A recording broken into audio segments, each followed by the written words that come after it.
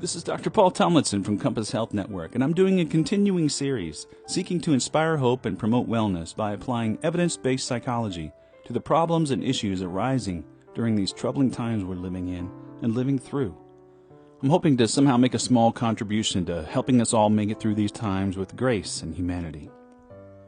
I thought I would do a holiday-oriented episode applying some strategies from the science of psychology, and positive psychology in particular, to the matter of gifts, in hopes of putting some more happy into our happy holidays. There's a lot to unpack about gifting, and there's no way to do it in a single episode, so I'm going to just hit on some high points. Now, giving someone a gift is a universal way to show interest, appreciation, and gratitude, as well as strengthen bonds between you and others that you value in your life. Now, I know the meanings behind these holidays are sacred to so many of us, and I'm not trying to contribute to, in any way, the crass commercialization of our holidays by focusing on gifts, but we all know that this is the most intense season for both giving and receiving gifts, and believe it or not, both can be a source of real stress and even distress for many, so I think it's worth talking about and bringing some psychological understanding and help to the matter. So let's talk first about gift giving. How do we maximize the happiness benefits available to us from giving gifts? First, let's recognize that science has in many ways validated the old wisdom. It's more blessed to give than to receive. There's ample evidence that giving to another, expressing generosity and compassion, gives us a bump of the feel-good neurotransmitters in the brain, like dopamine.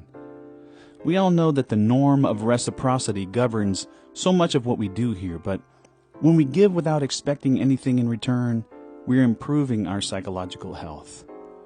That is, we reap emotional benefits from showing unselfish concern for the well-being of others, and holiday gifts are a very powerful way to do that. And we all know that there are people that seem to have a black belt in gift giving or a PhD in presents. They just know how to give the best gifts, ones that show genuine concern, thoughtfulness, and seem to somehow say with their gift, I see you, I get you, I value you, I love you. Now, we all want to get better at that, right? So how do we become a better gift giver? Let me be clear up front. This doesn't always or even usually have to be an expensive proposition. In fact, preparing for this episode, I asked a lot of friends and colleagues about the best and worst holiday gifts they'd ever received, and none of the best ones ever included a car or an expensive vacation or something that broke the bank. They all represented an expression of the heart, though. For example, my buddy Brian told me he lost his mother to cancer when he was just 16. His dad had kept a lot of her stuff, for example, simple things like mittens, scarves, earrings, necklaces, Christmas snow globes, and so on. And each year, he gives Brian something that was his mom's. Brian said, "It's very special to me, and now my kids. It keeps her spirit alive for the holiday each year. Probably one of the most special things for me." Wow. Now, I'm sure Brian's dad has given him some other cool stuff over the years, but this is the thing that is top of mind, center of the heart, the most special thing he thinks of when he's asked, "What's the best holiday gift you ever get?" Similarly, my friend Karen shared with me that her best ever gift is simply a photo of her mom with her 2 sons that was taken after her mom was diagnosed with terminal cancer. See the theme here? These are gifts of, for, and by the heart, and those are the best ones. Now, my partner Josie is one of those black belts in gifting. In our years together, there are too many to mention, but one that fits this theme is, I remember she asked me in conversation months before. She's really good at being sneaky, too. What words do you think best describe your family, the Thomlinsons? What words are sort of the motto of your family? Well, we had a good conversation. I thought a lot about it, reeled off a few words that describe what I think of as the values of my family. Being generous, being giving, being principled, standing for something. Well, lo and behold, I received a holiday gift of a set of bourbon glasses etched with our name, Thomlinson, and the word principled underneath. Yeah, she got me a fine bourbon, too, but that was probably expensive, so it doesn't fit the theme here, folks. The point is, even if those glasses get broken, which glasses almost always do, I'll always have the gift of knowing that she sees how important my family and our family name are to me, and that she chooses to see the best in us. But I also like to remember that for Josie, there was an emotional lift in being the giver as well.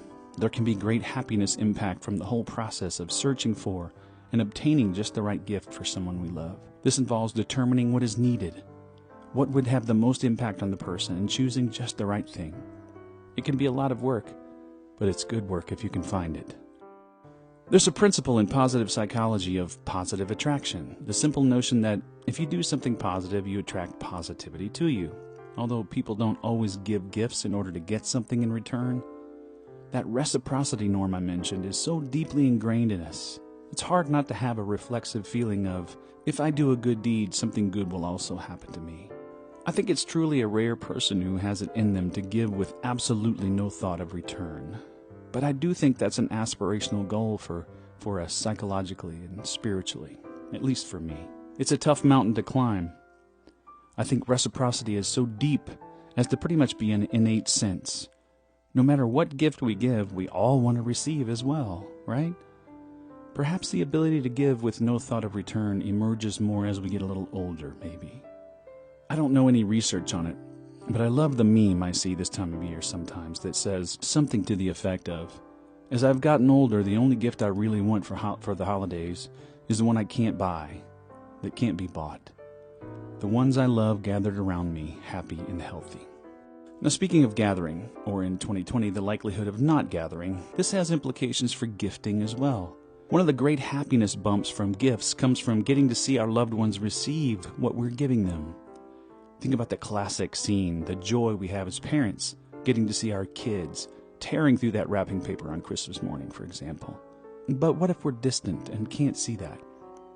I think this is where being a good receiver of gifts is important. Knowing that part of the joy of the giver is getting to see your reaction, getting to see that they added to your happiness somehow. So make the effort to let them know. Not just texting them, hey, thanks for the socks, but send them a picture of you rocking those awesome socks. And even more so, when the giver has sent you cash or a gift card because you're super hard to buy for. Like my sister Lisa and her husband Darren got me a gift card last year. And when I used it a couple months later, I sent them a picture of the rad new wireless guitar gadget I bought through their generosity. I like to think that cemented something in their hearts, my gratitude and their generous spirit. And it made a holiday gift something that kept on giving. Let's talk about that next. There's something great about the gift that keeps on giving. I mean, why do you think Cousin Eddie said that about the Jelly of the Month Club Clark got from his employer for being a key part of developing that non-nutritive cereal varnish? But for real, what does that mean these days? We know that gifting experiences has been a really big trend in recent years, and especially ones that can be shared between the giver and receiver. But in an era where it might be hard to travel together this year, to be physically close to someone this year, etc., what can we do? Well, how about sending a book, but not leaving it at that? Also including a note that you'll be reading it too, and you look forward to checking in and talking about your reactions to the book, what the book means to you, etc. That's a gift that keeps on giving. We often hear, it's the thought that counts. Is it though? I think this is an ideal to aspire to as well, always trying to believe in the best intentions of others, especially when they're giving us a gift. The whole matter of gifts can be a complicated minefield psychologically, so we really should give it a lot of thought. As a giver, maybe we need to adopt the first ethical rule of physicians. First, do no harm. Gifts can be used in passive-aggressive or flat-out aggressive ways to hurt or try to diminish others. In asking about the worst gifts, a friend of mine told me that his former parents-in-law, emphasis on former, who were quite well-to-do, mind you, had given him a terracotta snail for Christmas at their place one year. Now that might be lovely for some, but in the context of the lavish and expensive gifts being given to their daughter and son sitting in the same room, think expensive electronics, very nice clothing, etc., that snail was proof positive of how they saw him and the fact that he would never be fitting in with their family. So please don't ever give gifts that are intended to harm someone. No one ever benefits from that. Clearly, gifts can bring feelings of negativity for both the giver and the receiver when the gift is much more or much less than they expected. Unfortunately, some folks can have immediate feelings of resentment if they feel a person has not spent enough, or they can feel undervalued or even cheated. Or perhaps the gift expresses more feelings than expected. and it makes the recipient anxious as to how to respond. On a lighter note about worst gifts ever, my friend Mamie shared with me this story. My dad wrapped a parking ticket that I received in New Orleans one time. I didn't even know I got the ticket. I never saw it on my car. Apparently they sent the bill to my parents and I didn't know that I got it. He paid it and wrapped it up, marked paid, and I opened it under the tree. Now that competes with the Jelly of the Month Club as terrible gift in my mind, but I bet her dad thought it was hilarious and a lighthearted joke. Yet, maybe she read it as a statement that he was still taking care of his baby daughter, even though she was in law school and ostensibly perfectly capable of taking care of herself. One more thing about gifts and happiness. We think of gifts as something we add to someone's life, but it can also be subtractive. I once heard a great quote about art, and perhaps it fits with life in general. Perfection is rarely achieved by adding, but rather by taking away. I've heard positive psychologists recently discussing the idea of a dreaded task gift exchange. Do you know someone who absolutely detests raking their yard? Fresh on my mind as I did it yesterday. Changing their oil, cleaning their garage, whatever. Knowing whatever it is that people hate offers you a chance to relieve their suffering, which is always a good gift. Send them a hand-signed certificate, good for handling their dreaded task for them. And speaking of dreaded tasks, the COVID vaccines are arriving as we speak.